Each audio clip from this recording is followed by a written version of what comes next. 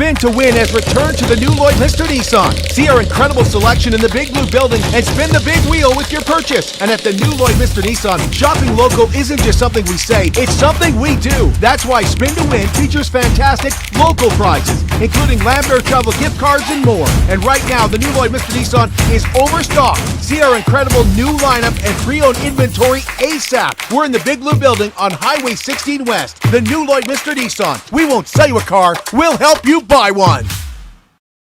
At Lloydminster and District Co-op, membership matters more. Because being part of a co-op means you're connected to something bigger than yourself. From long-held legacy by those who built our communities, to people you call family, friends, and neighbors. When you're a Lloyd Co-op member, you're an owner in a local business that prides itself on purpose alongside profit. You earn cash back, you help support causes that matter most, and you're building a better way of life for the next generation. Membership matters more.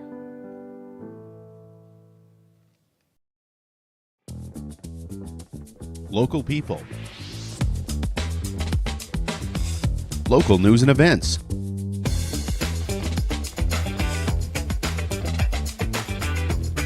Local sports. Local matters. For all things Lloydminster and area, this is Live with Kurt Price. Welcome to the Lloydminster Exhibition and the new Lloydminster Nissan Exhibition Grill. And here we are at the end of February, and Spin to Win is winding down at the new Lloydminster Nissan. You can spin the big wheel with your new or pre-owned purchase for a chance to win local prizes. And we say local because when we say shop local, we do it ourselves as well. So Spin to Win, a lot of great prizes from a lot of great businesses here in Lloydminster, including a $1,000 Lambert travel gift card. And right now at the new Lloydminster Nissan, we are in the Big Blue building on Highway 16 West, getting ready to move into Lloydminster, into that beautiful building on Highway 17. Till that's done, you'll find us indoors in the Big Blue building on Highway 16 West. We have got Desiree Cornet-Wile here today, and we're going to call her Des because that's how I was introduced to you, as Des. We've been to several events, and this is something that's been in the making for a while, I would say. A mutual friend of ours is Neil Harris, and Neil introduced us at the Walk of Remembrance and said, you know, Des should come on your show, Kurt. Des should be a guest on your show. She has a story to tell about her son, and I said to you, when you are ready. You know, I don't want to push you or anything, so when you are ready. So Des is going to tell us her story in just a moment here, but I also want to let you know about some of our great supporters, including BioClean Disaster Services. They're a local company. Their restoration, their cleaning is second to none. Wind, fire, flood, that can be disastrous for your property. It can be really hard on your belongings, and it can be really tough on families. That's why at BioClean Disaster Services, their commitment is to you and your family. All products are safe for your family, but it's also about getting your family back to where you were before the disaster. And that family dynamic, you're going to miss it when it's not there. So you call BioClean Disaster Services. They're a local company. They come do the work for you. They keep you up to date on what is happening with your renovation. So Lloydminster, Wainwright, St. Paul, Bonnyville, Cold Lake, BioClean Disaster Services, 1-833-246-8326. And let's get into it, Des. It's Pink Shirt Day, and full disclosure, we're pre-recording this, so we are going to talk about bullying. Yes. And we also are. I also want to give a shout out. I want to get your thoughts on some of the programs that are out there right now that are happening. So we'll get into that in just a bit, because I think Lloydminster is doing more and more each year. Yeah. Towards anti-bullying, but and it's wonderful to see. It's wonderful to see the initiatives that are being put forward now, because this has really hit close to home. And when I'm looking on social medias and stuff, a lot of people are sharing when bullying affects families outside of Canada. And so I just like to also remind people that this is happening right out our front door.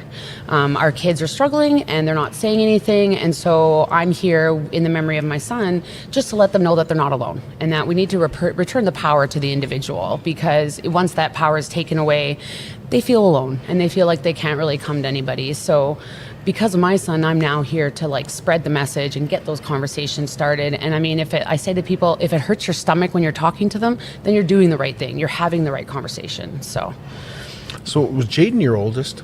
he was. I have to say, so he was born May 20th, 2004, and I was going to school in Edmonton. And a bun in the oven, I was actually planning, funny enough, I was planning on going into the military and as a cook, because I was taking culinary arts. And then I found out I was pregnant, and everything changed from there. I moved back to Lloydminster when he was 8 days old. I was You a single grew up mom. in Lloyd? Well, yeah, I moved here in '96 when I was 15. So we Okay. grew up in the oil industry, and so that's what brought us to Lloyd. And I have to say, like, as a teenager, it was a really hard place to live. But now, as a parent and as an adult, I wouldn't want to live anywhere else. Isn't that something? Right, and that's what I say to these kids too. That and with my industry and what I do for a career, I'm always saying, like, give yourself some time, and especially when you're going through school, it's a very small fracture of your life, and so kids get bored. Lloydminster is sometimes a hard place to find things to do, but I mean, as an adult, it's a little easier because you don't want to do so much. Right. Right? Like, you can take your kids to their sports, and so, but then as a kid, there's not a lot of outlets. And sometimes when people are financially strapped, you can't really see things beyond what you can afford. So it's just, yeah. Well, I'll tell you this. When I moved here in 1991, I've told this story before, my dad told me I wasn't moving to Lloyd. He's like, you're not going to Lloyd. And I like, well, what's wrong with Lloyd? And he said, there's nothing in Lloyd but bars. I don't want you going there. And you know, like, for a certain extent, he was correct. Mm-hmm. Lloyd has really grown culturally. It has. Since I've been here. The opening of the Vic Juba Theatre has really helped. Yeah. And that's something that got started, like, Yeah. you know, was built, I think, in 2000. It really kicked Well, and the off. multiplex too. The multiplex. Like all that. There's a skate park Yeah. now. There's, you mentioned, and you're going to talk about Brandy Hofer's. The Art Academy. Art Academy. There's so much more. There's a lot more Yeah. culture coming, and I think the Filipinos that are in our community have brought some more culture to Well, and the Lloydminster. cuisine and Yeah. even the respect and It's the grown. We've grown camaraderie. as a community. Yes, we and, really have. And now to hear you say, I wouldn't want to live anywhere else, You know, I love hearing that. Well, and even my assistant at my job, she is only 18, 19, and she's already said, like, me and my significant other have decided that we want to be in Lloyd, and it's always fun to travel, but, you know, Lloyd is a home. And I just actually wanted to say about the BioClean Aquatic Service, it's because of them we've gotten to keep our home.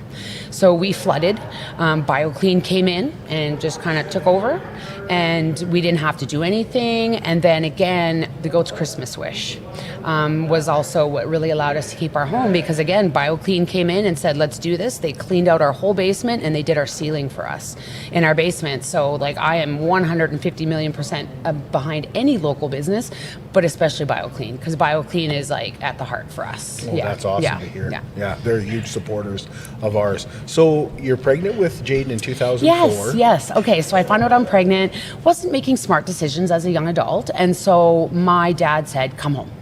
And so I did, and kind of the rest is history from there. But I was a single mom when he was 4. I met my husband, and ride or die. I ended up staying home and babysitting so I could stay home with him in those first few years. And then once I met my husband, he was a tattoo artist, and we kind of just took it from there. And Jayden just flourished. From the time he was born, people gravitated towards him. It was just like he was just like the shining light. And I heard he was a very old soul from day one. And he loved to do everything.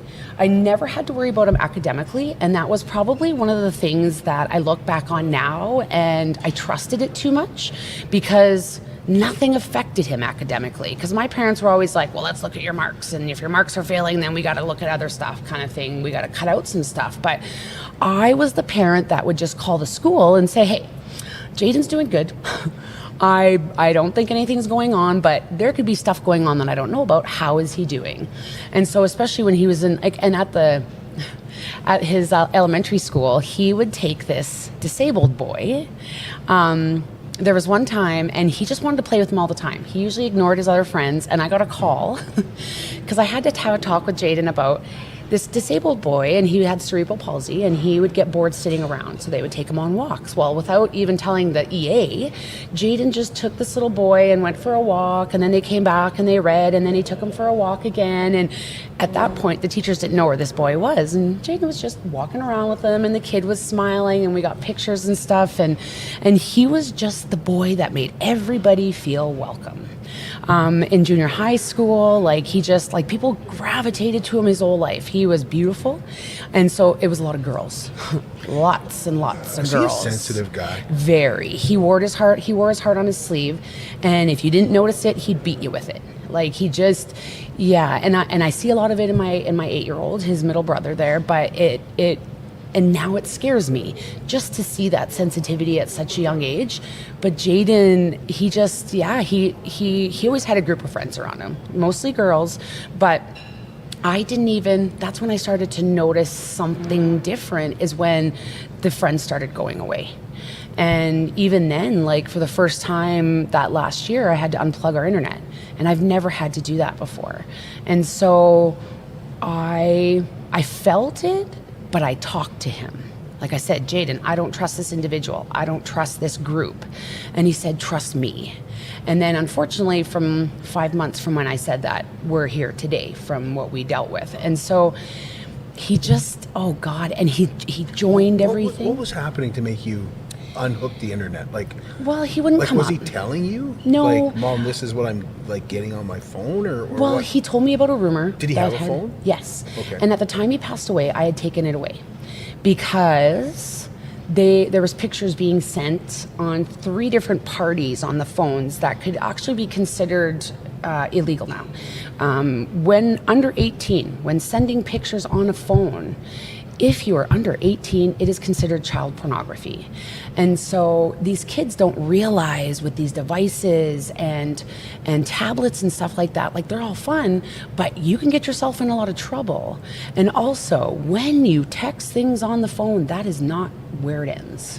Like, you can delete it and you can do all this stuff, but there's the other party now that has to do that has to deal with what they're reading. And, like, it's not just, you can't just delete it and it goes away. Also, though, people also have to remember, just because you delete it off a device doesn't mean it's gone, because consequences are coming, and that's what I'm here to make a stand for. And I'm at a fork in the road right now, and 5 years later, I have been presented with pressing charges. And so I don't know if I really, like, it's a very hard decision, because you think of the mama bear personality, and you see all these things, and you hear these women saying, don't hurt my kids or else I'm going to do eye for an eye. Well, first of all, I was never given the opportunity, but I don't know if I want to do that now, because as an individual, I don't think they realized what they were doing, because every child is dealing with similar situations now. But we have to make a stand and say, hey, like, you got to realize that this phone is not the world. I say to these kids, we were taught not to judge a book by its cover. We were taught not to judge a movie based solely on the trailer. So why are the children believing everything they see and read on the internet? Because it's one of the fakest things out there. And so nowadays with kids, I'm just trying to give them their power back. Jayden always, like, at his eulogy, there was one of his teachers did half the eulogy for him, Mr. Morgan Mann from E.S. Laird. Earth angel. I tell the kids that man spreads his wings at night to stretch them out. And he said that there was a girl that came up and talked to him, and Jayden had just sat down on the bus with her because she looked sad. And he had said, how are you? Are you okay? Can I help you with anything? And she said he didn't even know me, but he wanted to make sure my day was okay. And then I just started hearing more of that, how Jayden was just so caring. And 15 years old, he had 700 people, literally just under 700 people at his funeral. And to me, although the trauma was there, to me that was like, I just actually remember that day smiling all day, because everybody was there to support us and to remember and love my son. And so with Jayden, he was just all about the fun and the smile. And, like, every time I see him and every time I think about him, it's that smile. Did that go away with Jayden?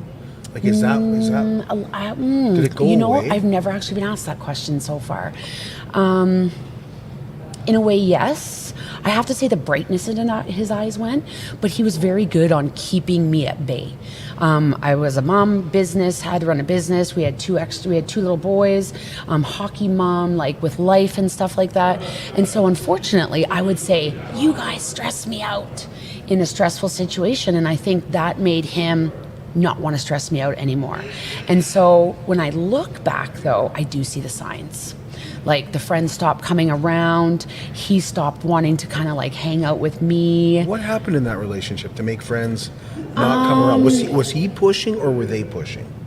Who was? It's a very tricky situation because now I'm the mom of a boy. I want to make that very clear right now. I'm the mom of the boy that this happened to. I know that this can happen to girls. I know that the tables can be turned, but I just want to make it very clear that I'm the mom of the boy. So I'm not taking away from any other victims that this could have happened to on the opposite sex scale, because I know right now that's a very thin line. But if I can be blunt, he had sex when he wasn't ready. It opened up a whole can of worms. It ended up being used against him in the relationship because he went from one relationship to the next, and I had honestly just allowed him to start dating because it's a very scary world. And so they made this decision.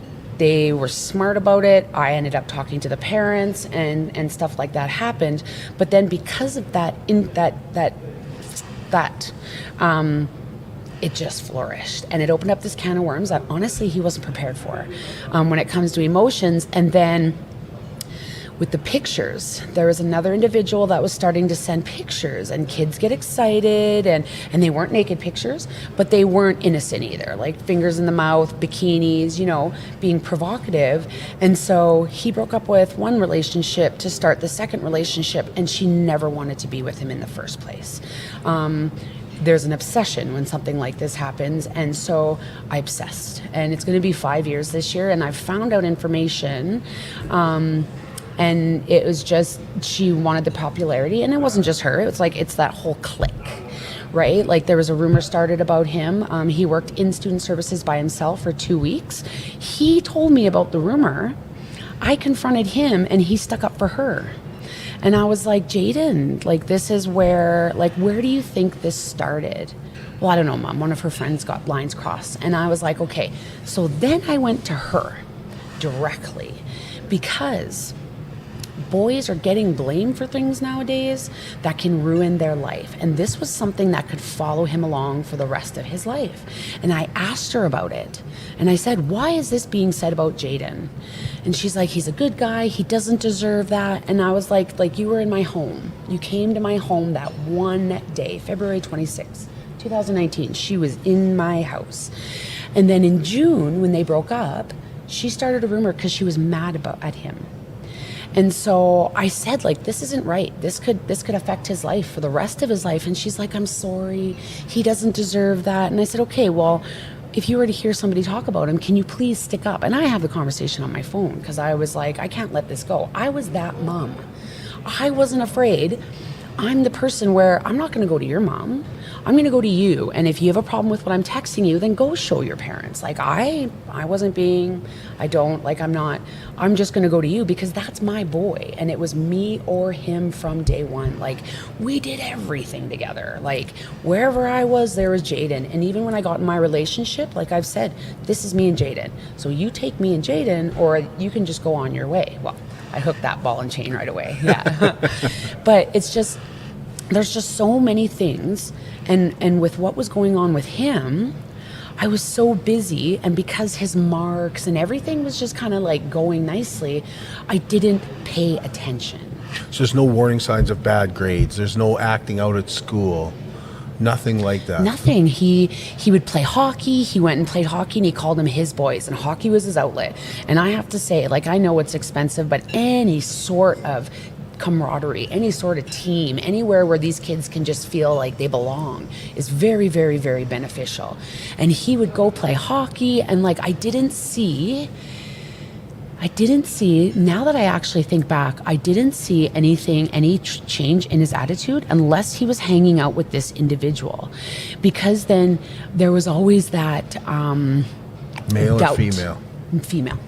The girlfriend? Yes, he had I have to say, all the girls would come and hang out. And even when they broke up, in that 2 weeks when they broke up, his little girly friends came around again, and they made the excuse that they wanted to come see her dogs, and they didn't come around before, because if this individual or her crew found out that he was hanging out with anybody but who she approved, then she would get mad. She would use it against him. She would make him feel less as an individual. And even in the end... Did you know that at the time, or No. did that come after? That come after. And what was shocking, what absolutely shocked me, is she and the crew, and these kids, I should say, because I don't know who they all are, made him doubt himself so much that he wouldn't come talk to me. And we talked about everything from sex to, I started getting his, in grade 9, I started taking him in for grooming, the boy grooming with the eyebrows and making sure your teeth are brushed and shaving properly and stuff like that. His dad took care of the shaving, but we had the conversations that made you feel awkward. And so for him not to be able, I said, Jayden, people are going around saying stuff about you. And he's like, I know, Mom, I know. I don't know what to do about it. And I was like, I do. How long was that period? 6 months. 6 months. They started dating, I'd say Christmas break-ish, and he died June 20th. So they broke up in... They broke up, okay, so his grade 9 grad was June 12th, and they broke up, I'd have to say, oh God, they had been broken up for 2 weeks before he passed away. So I'd say in the beginning of June. Was it that 2 weeks though? Oh, it was way before that. It was way before that. The 2 weeks was the tip of the iceberg. Okay. Because... in person, on his phone? Everything. In person, on his phone, on his iPad, video games, friends of friends, Snapchat, Instagram, Facebook. Jayden wasn't really much on Facebook, but Snapchat was a big one. And even he deleted things. He would say the sky is blue, and I would find out that he deleted it. And even after he passed away, she's like, come and look at my phone, come and see. I know he liked to delete things. And it wasn't even I said, I've seen what I need to see. And I don't know what you've deleted. In the beginning, I was like, you guys stop blaming. And now I'm like, oh my God, how did I miss that? How did I miss there was just so much that I missed. And she even convinced him that he had actually hurt her. Not a lot of people know this, but there was videos that he had made, and they were all just about how he was a bad person. And nowhere along the lines did he hurt her.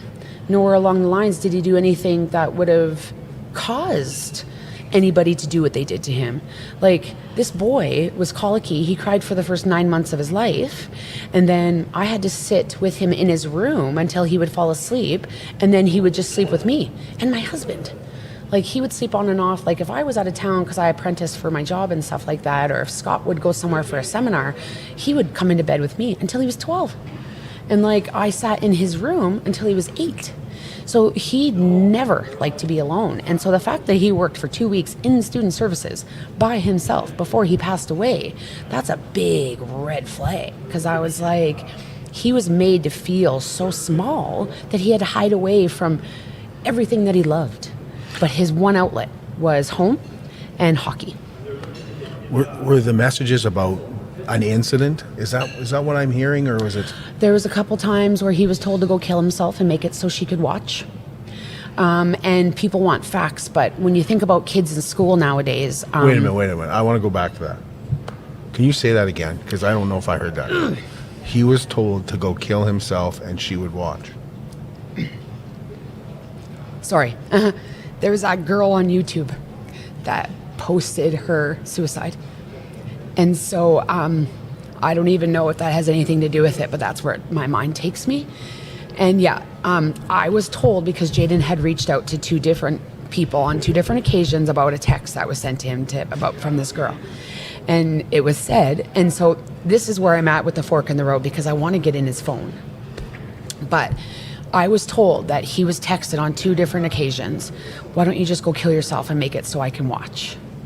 And the day he passed away, it was the very first day he had started integrating himself. Sorry. It was the very first day he had started integrating himself back into his friendship group. June 20th, 8 days before summer starts. Let's put that out there. And so after the rumor that could have destroyed him, and after everything that had happened to him with her and the group, she decided that she wanted to get back together with him. And so they kissed and got on the bus. And I was told all this by other individuals because I was in the city that day. I was in Edmonton because his brothers had eye appointments that I'd found out later. I didn't even need to leave the city that day. I could have just went to a different doctor, but whatever.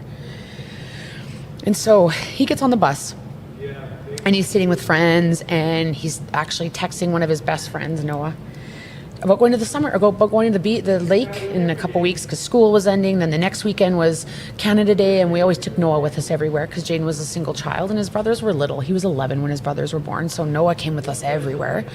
And he was talking to Noah about going to the lake, and he was talking about the summer. And my neighbor across the street that day watched him walk up the sidewalk and said, "Hey, Jayden, are you excited about high school?"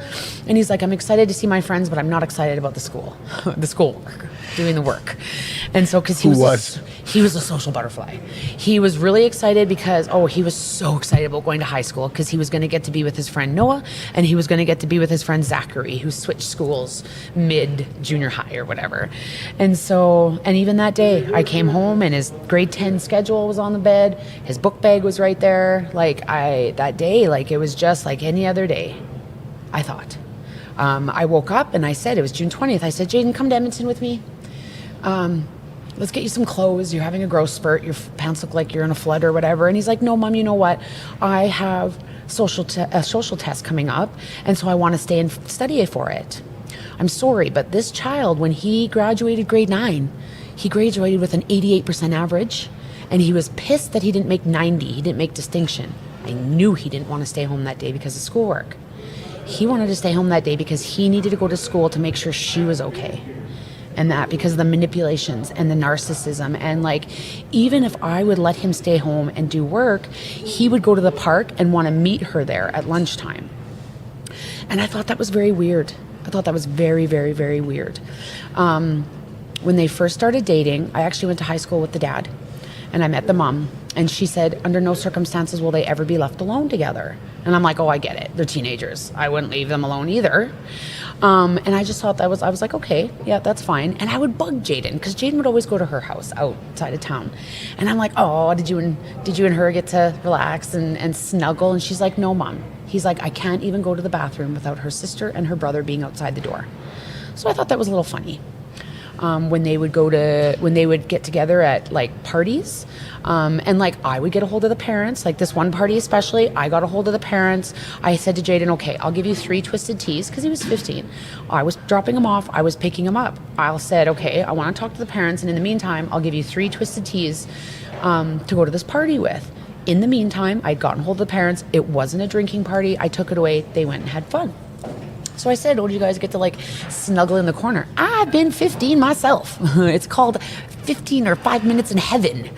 And that's what we love to do. When we were 15, we loved to snuggle and be with our boyfriends. But when they would get together, he would say, "No, Mom, she did with her friends. She hung out with her friends and I hung out with my friends." And I just thought that was very weird. And so then it snowballed after he passed away. I have to honestly say, I obsessed. And then I heard about the messages. And this young lady, the day he passed away, before he got on the bus, after she had decided that she wanted to work, the girlfriend, after she decided that she wanted to work things out, this girl said to him, and she was just mad of the way her friend was being treated in this triangle that was going on in Jayden's world. She said to Jayden, "Why don't you just go kill yourself then?" And he did. How do you know she said that, Des? Because her best friend. Okay. Her best friend said, and then all of a sudden she was moved out of town. So, a lot of the things, you have to be very careful. And a lot of the things I've taken with a grain of salt. But when you hear things, so kids don't hang out nowadays. I couldn't wait till recess in school to go and hang out with my friends and see everybody else and hear what they're doing. Nowadays, if you're best friends with one kid one year and you're not in the same class the next year, that fizzles out. And so when I was hearing the same thing from different cliques, I was like, okay, and these groups don't talk to each other, and some of them, they were feisty and didn't want to talk to each other. So when you start hearing the same things from different groups of kids, you start to put things together. The fork in the road I'm at right now is I press charges or I spread my message. And a lot of people are saying I can do both, but I cannot. Because there's it's like putting salt in the wound. Let's take a break. We're going to come back in just a moment. I do want to let you know about Superior Water. Superior Water specializes in nothing but water. And with over 22 years in the business, Superior Water is indeed superior. I drink Superior Water because I like the taste. And I'll remind you that they're open on Saturdays and Sundays as well. Find them on 57th Avenue, right beside Sheepskin Loft. And if you're wanting to go after hours, they have a coin-operated location there. Plus, they are open right beside 7-Eleven. For great taste in water, contact Superior Water. We're going to take a break. We're going to come back with more from Des. We're going to find out what she's been doing and how she's been advocating for anti-bullying in just a moment. I'm Brian Zinchuk of PipelineOnline.ca. I used to be a pipeliner, and I've spent the last 15 years reporting on energy in Saskatchewan. PipelineOnline.ca provides comprehensive coverage of light oil, heavy oil, lithium, helium, power production including coal, wind, solar, geothermal, natural gas, and nuclear. There's a lot happening in Saskatchewan's energy sector, and Pipeline Online is there for all of it. No one else comes even close.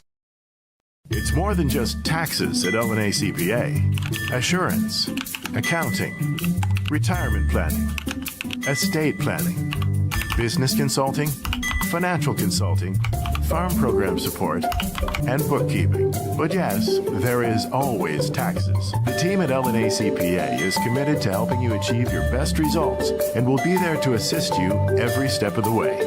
LNA CPA, with offices in Provost, Vermilion, and Lloydminster.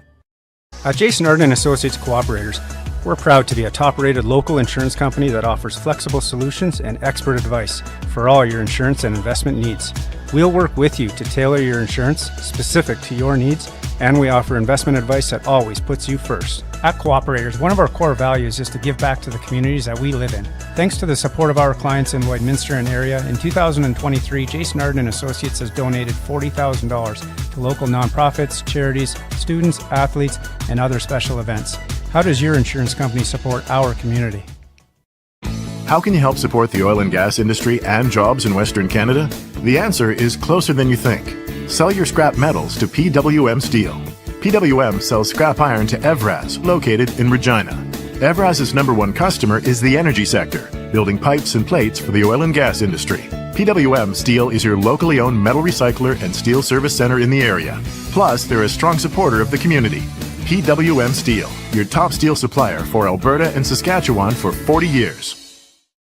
At Diamond 7 Meats, we work with local farm families to provide a high-quality product and a great selection for you.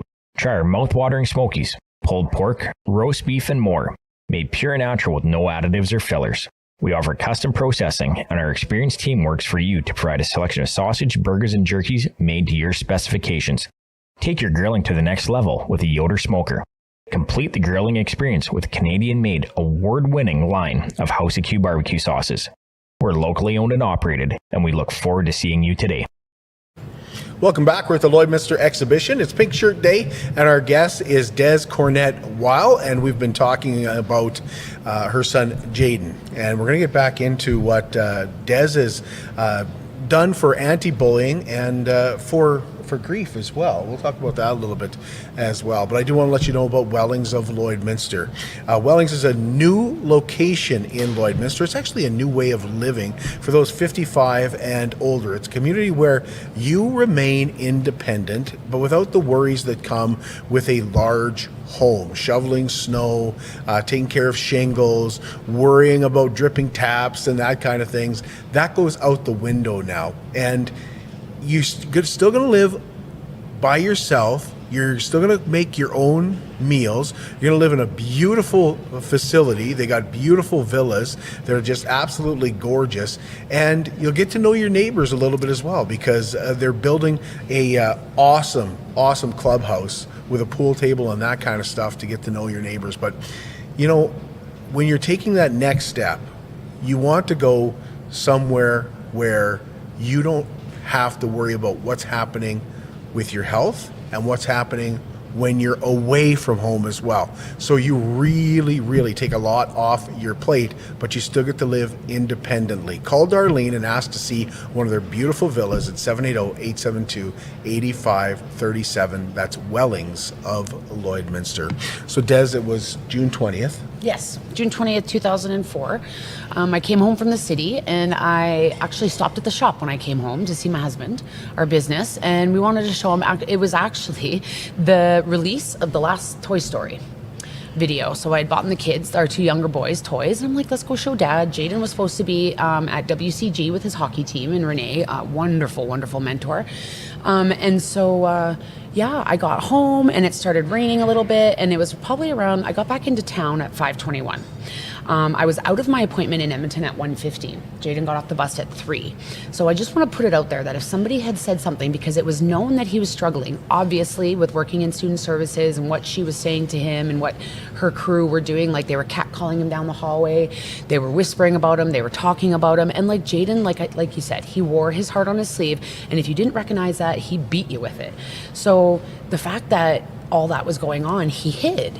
And so June 20th, I come home. She had decided that they were going to work things out and life was good again. He gets on the bus, and as soon as he gets on the bus, she finds out something that he had done while they were broken up.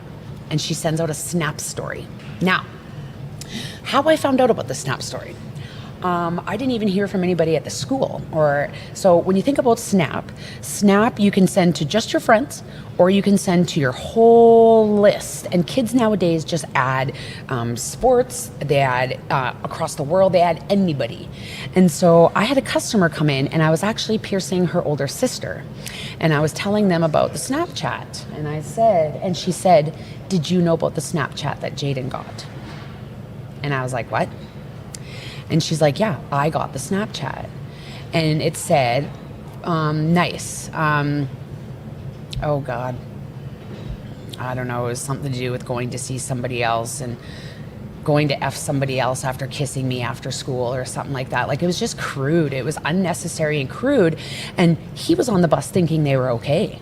Like, he was on the bus going home thinking, you know what, his friends are going to start coming around again, because again, when she was mad, nobody talked to him because she had alienated all his closest, and he was hanging out with that crew. And so he gets off the bus, and he was grounded from his phone because of the pictures. Like, he was so girlfriend A did to girlfriend B what girlfriend B did to girlfriend A, and my son was stuck in the middle of it. And so I had taken his phone away. I was that mom. It was gone for a month. He had his iPad that I totally forgot about. So as soon as he gets off the bus, he talks to my neighbor, he gets in the house, ding, ding, ding, or even within the area of the house, it went off. And he sees the Snapchat. From 3:34 till 5:28, he was talking to her. And nobody said anything. Nobody said a word. Nobody at school said anything. So then I said to this girl about this, let's jump back to this message. So I said to this girl, oh, were you friends with her? She's like, oh no, I played on a sports team, and so that's how I know her. And then that's how I found out. And she sent it to the whole list, because clearly she wasn't her friend. She was just on her Snap list. So then Jayden talked to her from 3:34 till 5:28, because I could see it on his phone, and then it went to videos. And then I got into town at 5:21, but I didn't get home until shortly after 6, probably around 6:26, 6:30. And he was supposed to be done with Renee and the boys at the gym. And it was raining, and I'm like, well, I'm just going to stay home because I had the kids. We had just gotten back from the city. I said, I'll just wait till he gets home. So it's like, 6:30. And I remember looking at the clock thinking, okay, it's 6:36. He gets out at 6:30. He should be home soon. 7:30 rolls around. And I'm like, WTF, where are you? And it wasn't like he didn't. And the only thing that was hard is he didn't have his cell phone because it was in my room. And so I called his friends. I called one of his school acquaintances' mom, and she's like, nope, they haven't talked in 2 weeks. So then I started to panic because I knew that like times were tough. Like I knew he was struggling, and he had struggled before because my dad passed away in 2015. So that's where he really, really had mental anguish. And so 7:36, I went down to his room, and that's where I saw the high school schedule on his bed. His bag was right there, and I threw open his closet door because I was scared. And there was relief, which is crazy. And I was like, okay, what's going on? Like his shoes were even right there. And I thought, well, maybe he switched his shoes to go to the gym, which was weird. And then his bike was at the back of our basement because our basement was unfinished at this time, but we had a bathroom put in for him because he was a teenager and with the babies upstairs and stuff. And I went back and saw his bike. And then I saw him in my peripheral, and the rest is history. And my 4-year-old only remembered at the time him coming down the stairs and me running up. And I remember running up the stairs and running out my front door. And my feet got wet because it had rained, and I ran across the lawn to my neighbor's house to ask for help. And I'd have to say, by the time I went to my mom's house at 11:30 that night, it was all over. It was all over social media. So like with this day and age, kids are sending messages, and they're talking about kids, and they're saying things out of their mouths that you can't get away from. Like back in the day when we had a problem with each other, you would fight because like there was no other way. You would just beat each other up, and whoever was tougher would go on with themselves, kind of thing. And nowadays kids send messages, and there's no consequences for what they're saying to each other, and there's no reason for it. Like she had him actually believing that he couldn't come talk to me as his mother when we had those conversations about condoms and like the tough ones, right? About sex and what to expect and porn, and like we had the conversations. So for an individual to be able to make him feel like he couldn't come to me as his ride or die, there's something wrong. And I really feel that with the technology, and you're also starting to see, I don't want to take it away, you're also starting to see adults realizing, because tablets and phones and video games and TV are creating addictions in our kids.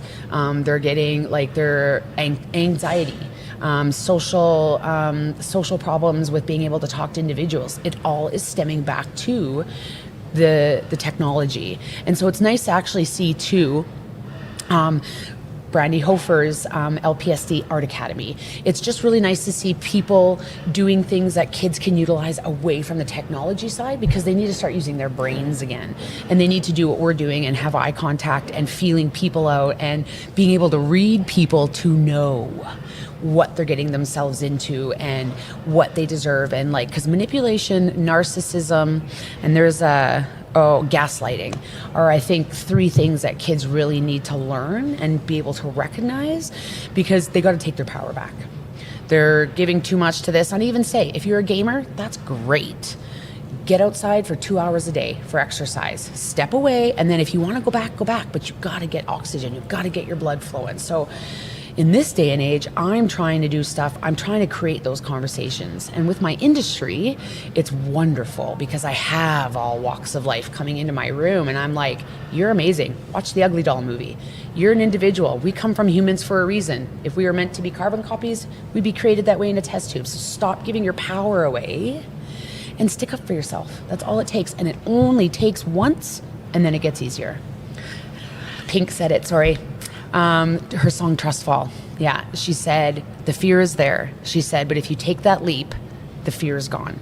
And not in those words, but I'm a big Pink fan, so that's what I try to tell these kids is there's fear, but if you just face that fear and get through that first step, it does get easier. Des, you mentioned that you have you've spoken in schools. Is your message for parents, or is your message for students? Great question. Or are you aiming at both? Everybody. Right now, I'm just starting with the kids because with my career, I reach them first. I pierce, so they're all young. I've actually been asked, and I'm very new. I have to be very careful because it is local. It's a local community. I actually just reached out to the LPSD community to get into Lloyd. I'm very spiritual, and it's what's helped me, but I've been just receiving messages and just feelings like Lloyd's where I got to be. So I've started around. I've done the Northwest, so I've done Hillmond and Lashburn, and I've talked to the students, but I've been asked if I would be interested in doing a parent night. And so the one hard thing about my talk is like, and I swear, and I tone it down depending on age kind of thing, but it's very real. It's very raw, and it happened right out your front door. And so, and like, I'm not trying to put spotlight on her and them. They were young, they were 14, clearly didn't know what was going on to an extent. They did, I strongly believe they knew they were hurting somebody, because how can you not? But this isn't, I'm not doing this to create havoc. I'm not doing this so kids can go out and like hurt people. I'm just doing this because I was the parent that thought I was untouchable. And so I would love to talk to other parents too, but it's scary. Like, What is the message for parents? we're not invincible. We have to go back, and again, with the technology, we have to go back to knowing the kids. And I believe in knowing their habits. I believe in knowing their parents, knowing your kids as friends, knowing their friends' friends. Have them over. You know what I mean? Like, don't be afraid to get to know them. Don't be afraid to be that weird parent, because I missed the signs, but now that I look back, they were there. Unplugging the internet, him not going out. The light in the eyes was a big one, but I didn't notice it until I look back. So it's just, with parents, it's just getting re-involved, and and everybody's just trying to do their job. Like, nobody, I don't ever want anybody thinking because Jayden wasn't perfect, I know that, and I've never pertained to being perfect myself, but with the parents, we just got to get re-involved. We just got to like have the parents, the friends' parents over, the girlfriend, and like we did. I had the girlfriend over, and like there was very different dynamics from one relationship to the other. And I told my little boys now that they're not allowed to date till university, just because there's so many things that come with just having quote unquote a girlfriend or a boyfriend. And so I feel we just got to have those conversations. And if it's uncomfortable for us to say to our kids, then we're doing the right thing. Because my mom, I remember, had the conversations with me, and I was scared of my mom, but that's what we need to create so our kids think again. And sex is a very big issue, because again, sending pictures in bikinis, sending pictures with your finger in your mouth and your foot up in the air, those are provocative sexual pictures. And so we have to go back, because again, you delete it, it's quote unquote gone, but it's not. So instead of blaming, we have to take a look at our core group and just making sure we're doing everything we can for our children, so our children can spread that message as well. And I really believe that when it comes to technology and it comes to the iPad, we really, really just need to start getting back involved, watching them and knowing that there's eyes always around, because kids are also, they can give you their password to their social medias, but then they can have other social medias that they sign into privately. These kids nowadays have 8 or 9 Snapchat profiles, and us as parents will say, okay, give me your Snapchat profile. But then, you know, it's just so easy to hide things. And so my message to parents is, and again, I'm not perfect, but is just to get involved. Let them know that like you're watching. Like, they call it a hover mother. Well, to me, that's not a problem, because we are to protect them until they are 18. And nowadays kids aren't moving out as fast, but we are to show them how they're to go into the world and be good people. And if they're being raised and they're doing everything technology wise, and we're forgetting about that because we're trying to make the bill payments, we're trying to work, we're trying to do everything we can on our side as a parent, that void in the middle, I think, is what we're missing. And so our kids just need to know that they can't get away with anything anymore, because this is what's happening out our front door. In Jayden's situation, there was no accountability. There was no consequences, and I was never even I was never even apologized to. And in the beginning, she just kept saying, "I'm sorry. I feel like this is my fault. I feel like this is my fault." Well, why? Why do you feel like this is your fault? And now that I see it, it was very unnecessary. Have you seen a change in the students that you talk to? Yes.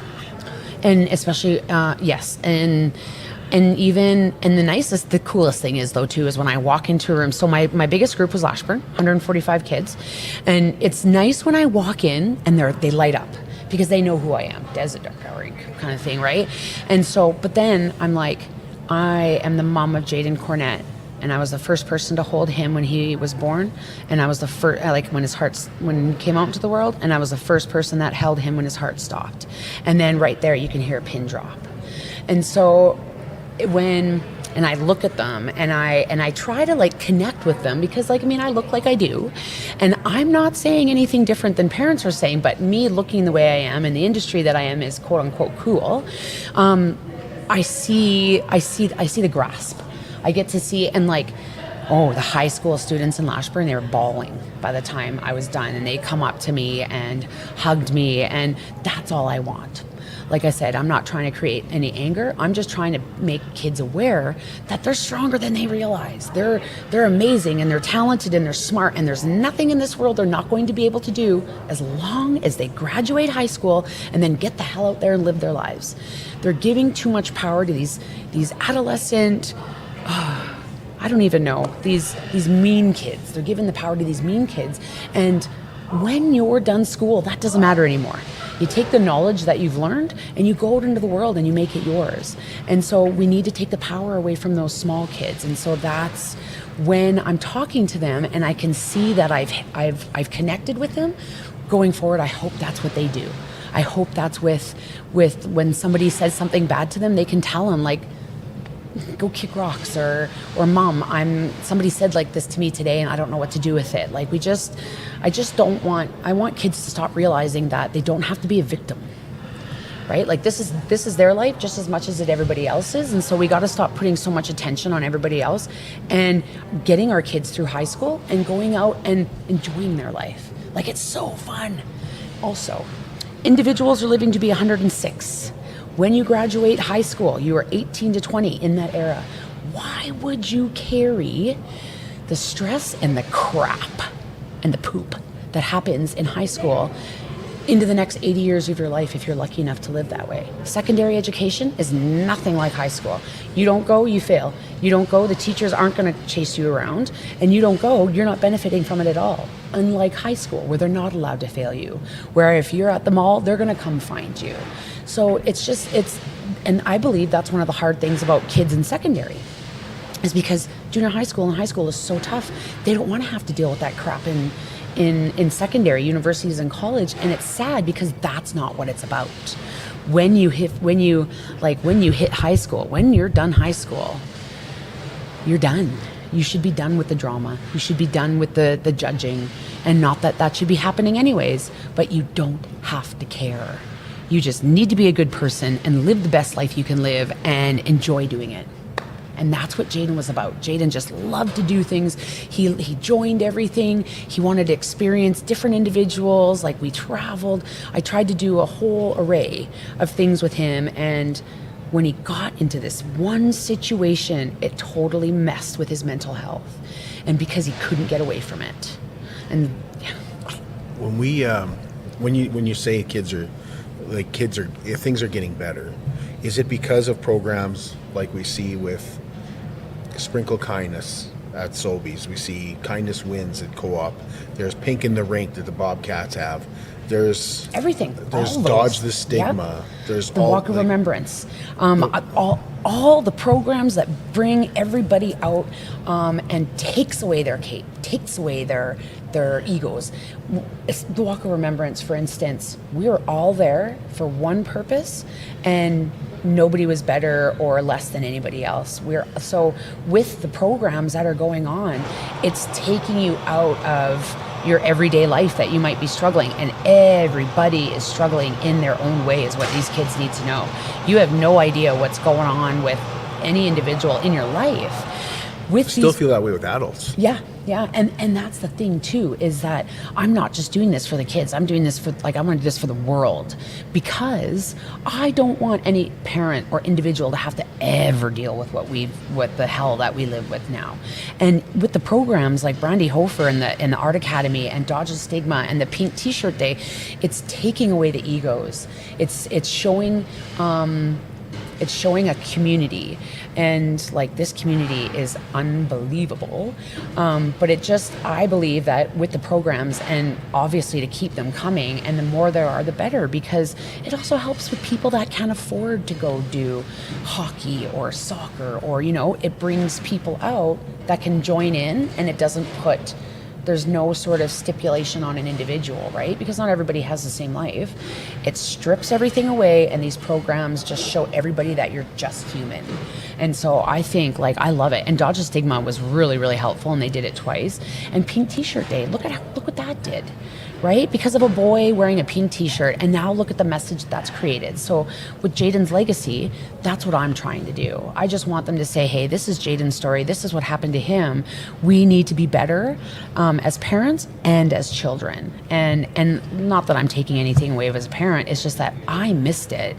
I never thought this would be my life, and I missed it. So I just don't want this to affect anybody else. And I know that's a broad statement, but if I can change one individual, then I'm doing what I need to do. Yeah. Tell me about MAB. Tell me about. Yeah, so obviously and I was actually shocked when I registered the name that it wasn't, right? Because you think of MAD, Mothers Against, I created MAB, very honestly, Mothers Against Bullying. And my motto is, if you have a mom, know a mom, or are a mom, you're more than welcome. And honestly, that doesn't leave anybody out. But right now we're just a nonprofit, so we raise money and then give it away. So just this year, and we did it anonymously because we're not about the glory. How many people do you have? Well, it's just me and my mom. Okay. It was a friends group, but then I had to step away. When in dealing with what I dealt with, it's hard for people to understand, and I get that. And so for my mental health, I had to kind of just step away from my old life, as I call it. So right now it's just me and my mom. And so we have, I buy these bracelets to give away to kids because it just spreads a message. And I've always said, stand up, speak out, be kind, #Jayden's story.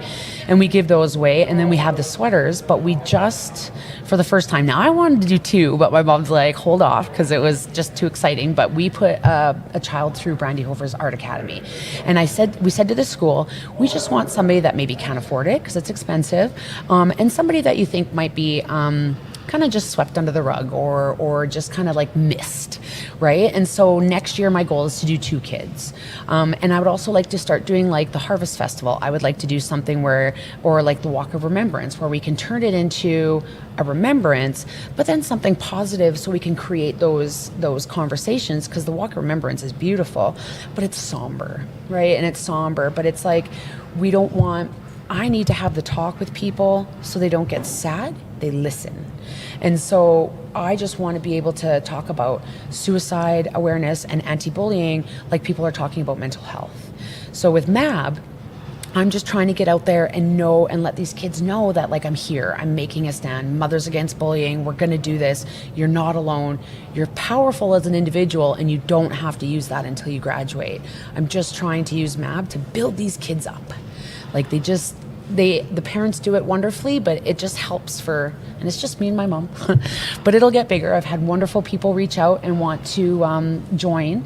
It's just I don't know what to do yet. So I do want to. We're trying to turn it into a charity, because we would actually be able to help kids with therapies and because it's expensive and stuff, and kids need a lot of help. So it's slowly building. It's very new, but right now it's just a nonprofit, and we just like to put it out back into the community, because when we lost Jayden, this community was a blanket for us. So I'm very, very big on local.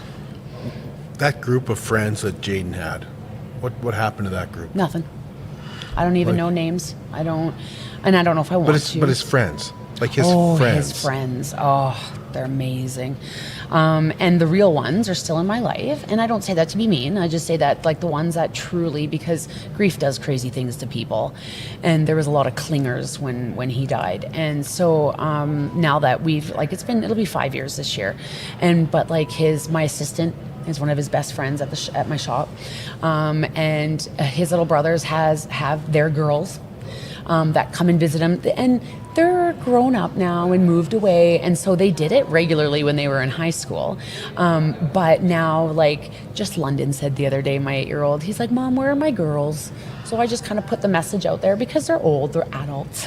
They don't need to come and hang out with little ones. But like one of them said, okay, I'm not busy this weekend. I'll stop by and say hi. And so and Jayden touched people. So the people that loved him, and even people that didn't know him, that hear his story and just get to connect with the people that do, are around, and they send me messages. I did a podcast with, I'm not sure if you know who the Long Island medium is, Teresa Caputo. She's from New York City. She's this blonde. She's international. She used to have the show, The Long Island Medium. I ended up getting a reading from her, and it was a surprise reading during COVID. And I was in my shop on the computer on Skype, and she was in New York City, and she used it. It was her podcast. She used it to launch her very first podcast, and she used my reading. And so I've received messages from mothers all over the world: Manhattan, Michigan, Puerto Rico, Chile, Italy, Japan. And so I just want to create the awareness, and I just want to do what I can to help people start having that conversation. Is there anything I'm forgetting to ask that you want people to know about Jayden or about anti-bullying? Today's a huge day today. You really just got to be careful with what you say nowadays. I just want to go back to the fact that people are struggling. There was a boy, like a grade 6 student here in Lloyd, that took his life. There was a high school student last year that took his life. And there's no answer to suicide, first of all. It spreads the grief onto the people that have to live here, and it doesn't give them any answers. It's an obsession. We have to be nicer. We have to start being more kinder to individuals, and kids. Not every kid lives the life that you get to live. So when you're judging, and when you're gaslighting, and when you're doing things to other individuals, like that doesn't stop. Then they go and they internalize that, and they put that towards themselves, when all they're really trying to do right now as a teenager and a young adult is just figure shit out. And so I think nowadays we need to go back to, if you don't have anything nice to say, shut your mouth, because you could be the catalyst to somebody's end. You could be the person. Jayden was told the day he died, just go kill yourself then, Jayden. And she had nothing to do with the situation. And they moved her out of town because of everything that was going to unfold. You gotta watch what you say to other people. And if you're having a bad day, that's on you, not on them. And you do not have a right to push that on other people. You do not have a right to make somebody else's day bad. And we do not have a right to make your day bad as well. And I think as people, we really need to focus on just being a better person and kinder to other individuals, no matter their story. Thanks, Des. Thank you. Thank you very much for having me. We appreciate that, and we will be back with you on Monday, and I guess it's Tuesday. Tuesday we'll be back with you, and we look forward to chatting with you then.